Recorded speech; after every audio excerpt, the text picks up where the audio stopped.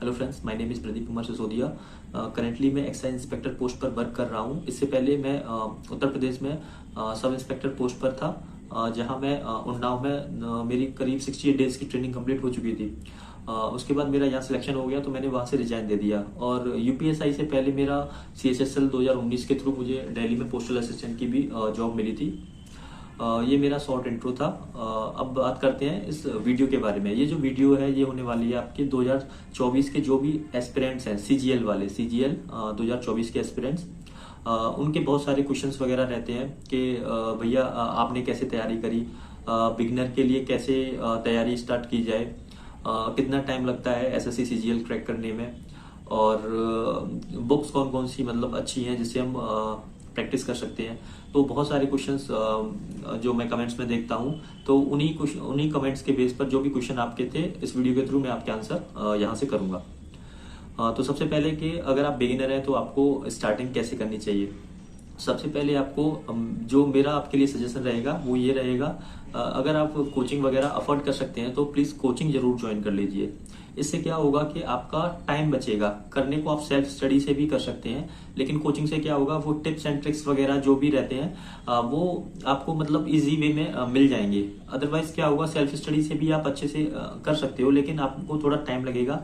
वो जो ट्रिक्स वगैरह है जो पहले से ही मतलब कोई बना चुका है वो आप खुद से भी डेवलप करोगे, आप बहुत सारी प्रैक्टिस करोगे, तो इससे आपको थोड़ा टाइम लग जाएगा। तो मेरा सजेशन रहेगा कि आप ऑनलाइन ऑफलाइन, अब तो ऑनलाइन बहुत सस्ते में अच्छे अच्छे प्लेटफॉर्म अपना कोचिंग वगैरह आपको प्रोवाइड करा रहे हैं, तो ऑनलाइन वगैरह आप ले सकते हैं। जैसे ही आपका सिलेबस कंप्लीट हो जाए तो उसको आपको नोट्स वगैरह प्रॉपर बना के चलने हैं, क्योंकि जब आपका एग्जाम होता है एंड टाइम पर उन नोट्स की बहुत जरूरत पड़ती है। और जैसे ही आपका ये सिलेबस चलना स्टार्ट कर दे तो धीरे धीरे जैसे आपका सिलेबस आधा हो जाता है तो मैं कहूँगा कि मॉक आप तभी से स्टार्ट कर दें। धीरे धीरे संडे संडे को मॉक लगाएं जब आपका सिलेबस चल रहा है, क्योंकि काफ़ी बच्चे ये सोचते हैं कि एक बार सिलेबस कंप्लीट हो जाएगा उसके बाद हम मॉक्स वगैरह लगाएंगे, तो ये ठीक नहीं है। अगर आप स्टार्टिंग से ही मॉक लगाओगे तो आपकी मेंटेलिटी मतलब स्टार्टिंग से ही वो जो प्रेशर होता है, एग्जाम का प्रेशर होता है जब हम क्वेश्चन अटेम्प्ट करते हैं, तो आप स्टार्टिंग से ही करोगे तो धीरे धीरे धीरे वो प्रेशर आप हैंडल करना सीख जाओगे। अभी काफी बच्चे सोचते हैं कि जब सिलेबस ही कंप्लीट नहीं हुआ तो मार्क्स कैसे आएंगे। तो मार्क्स की आप चिंता मत करिए। मार्क्स तो जैसे आप सिलेबस कंप्लीट करते जाओगे, आपको नॉलेज होती जाएगी, तो मार्क्स ऑटोमेटिकली गेन करते जाओगे। लेकिन आपको उसके साथ साथ प्रेशर के साथ भी डील करना है, जो कि आपका मॉक टेस्ट से ही जो प्रेशर को हैंडल करने की जो एबिलिटी है वो उसी से आएगी। तो आप मॉक स्टार्टिंग संडे संडे का जरूर लगाएं, ठीक है। फिर जैसे ही आपका सिलेबस कंप्लीट हो जाता है उसको प्रॉपर रिवाइज करें 2-3 बार।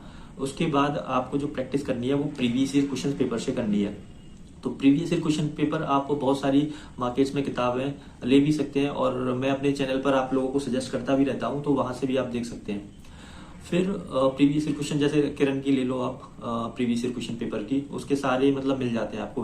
मैथ्स, इंग्लिश, रीजनिंग, जीएस, जो कंप्यूटर मेंस में आता है वो भी आपको मिल जाता है।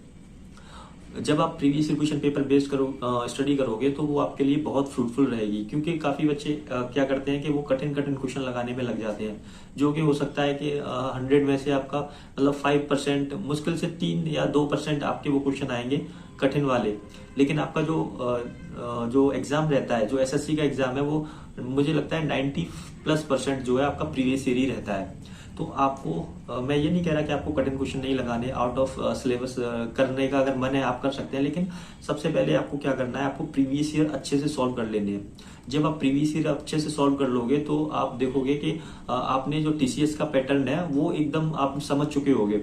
तो जब भी आप क्वेश्चन लगाओगे, आप 2024 के एग्जामिनेशन में बैठोगे, तो आपको बहुत सारे क्वेश्चंस उन्हीं पैटर्न पे, उन्हीं टाइप्स पर आपको देखने को मिलेंगे, और आपकी प्रैक्टिस इतनी अच्छी हो चुकी होगी कि आपको मेंटल प्रेशर भी वहां पे नहीं झेलना पड़ेगा। और जैसा कि मैंने बताया, आपको प्रीवियस ईयर से आपको प्रैक्टिस करनी है। उसके बाद मॉक, जितने आप मॉक लगाओगे उतना ही आपका कॉन्फिडेंस बिल्डअप होता जाएगा, उतना ही आप मेंटल प्रेशर आप कम कर पाओगे अपना। तो इतना ही है कि अगर आप 2024 के एस्पिरेंट्स को अगर आपको तैयारी करनी है तो आप ये कर सकते हो। और फिर कुछ बच्चे ये पूछते हैं कि भैया आपने कैसे तैयारी करी। तो मैं अपना आपको बता दूं कि मैं 2017 में मैंने बीटेक फाइनल मेरा हो गया था। 2017 के एंड में धीरे धीरे मैंने एक कोचिंग ज्वाइन करी थी, तो 2-3 महीने वहाँ कोचिंग से मतलब पढ़ाई करी।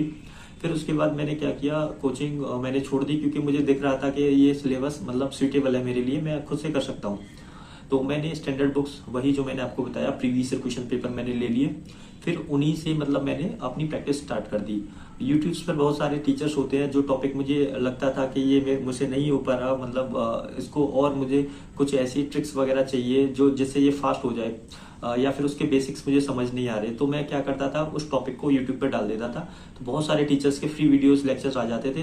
तो जो अच्छे खासे टीचर होते थे, मैं उनका मतलब देखता था, जिनका भी कंप्लीट उस टॉपिक पे जिसने कंप्लीट पढ़ाया हुआ है, बस उसको देखा और मतलब अपने नोट्स वगैरह बना लिए। तो उससे काफ़ी हेल्प आपको मिलती है। तो मैंने ऐसे किया। सेल्फ स्टडी अगर आप करना चाहो तो आप ऐसे कर सकते हो, थोड़ा आपको टाइम लगेगा, जैसे कि मुझे भी लग गया था। और फिर उसके बाद मैंने जैसे प्रीवियस ईयर क्वेश्चंस पेपर लगा लिए, मॉक प्रैक्टिस मैंने करना स्टार्ट कर दिया था। धीरे धीरे मतलब मॉक्स में पहले स्टार्टिंग में कम स्कोर आता था, धीरे धीरे बढ़ने लगा। और जो बच्चे कहते हैं कि अभी हमारी सिलेबस कंप्लीट नहीं है, हम मॉक कैसे लगाएं, तो देखो, जब मैंने कोचिंग ज्वाइन किया था तो सिलेबस मेरा भी कंप्लीट नहीं था। तो मैंने शायद 15-20 दिन बाद ही मैंने मॉक देना, जो संडे का टेस्ट ऑफलाइन होता था कोचिंग में, वो देना स्टार्ट कर दिया। तो मेरा जो फर्स्ट मॉक था उसमें मेरे 37 मार्क्स आए थे, क्योंकि मैं रीजनिंग पोर्शन कर रहा था, नया नया था, तो मुझे मतलब कुछ आइडिया नहीं था। तो मैं 37 आई थिंक 37 या ऐसे करके कुछ मतलब मेरा स्कोर था, पूरा आउट ऑफ 200।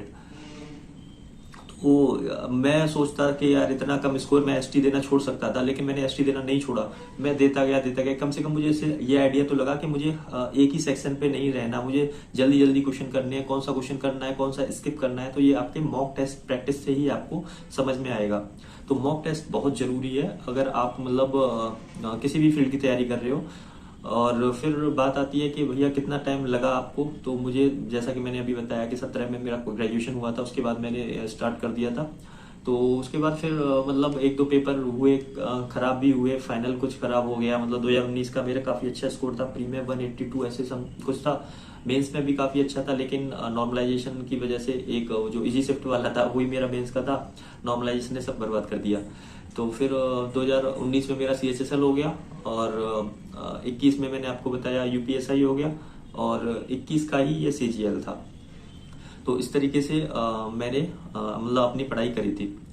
और जो बच्चे पूछते हैं कि भैया कितना टाइम लग जाएगा, तो देखो, ये आपके हार्ड वर्क पे डिपेंड करता है, कितना हार्ड वर्क आप कर लेते हो। जितना आप हार्ड वर्क ज्यादा करोगे, उतना ही आपके चांसेस बनेंगे जल्दी सक्सेस होने के। और जो ये पूछते हैं कि कितने घंटे पढ़े, तो घंटे मायने नहीं रखते। घंटे आप मतलब घंटे से अपने आप को एक रिस्ट्रेन कर रहे हो कि मतलब 8 घंटे हो गए, ठीक है, मैंने एक मतलब एक मेरे पे जिम्मेदारी थी या भार था, मैंने 8 घंटे किया और मतलब फिर फ्री हो गए। तो आपको टाइम नहीं देखना, आप जितना पढ़ सको उतना आपको पढ़ना है। क्योंकि जब स्टार्टिंग जब मैंने की थी, तो मैं कोई टाइम वाइम नहीं देखता था, मतलब मैं बस, मेरे मन में ये था कि मुझे करना है। फिर बाद में वो थोड़ा थोड़ा कम होता गया, क्योंकि बाद में मैंने फिर पढ़ाना भी स्टार्ट कर दिया। मैं बच्चों को मैथ्स भी पढ़ाता था, 5-5, 6-6 बैच मतलब मैं पढ़ाता था ऑफलाइन में। तो मुझे मतलब थोड़ा कम पढ़ने के लिए टाइम मिलता था, तो इसलिए और थोड़ा मुझे टाइम लग गया। तो अगर आप कहीं वर्किंग नहीं है, सीधा आपको पढ़ाई करनी है, तो बस आपको अच्छे से फोकस करना है। और बस आपको बस ये देख लेना है कि प्रीवियस ईयर मुझे एसएससी के अच्छे से तैयारी कर लेनी है।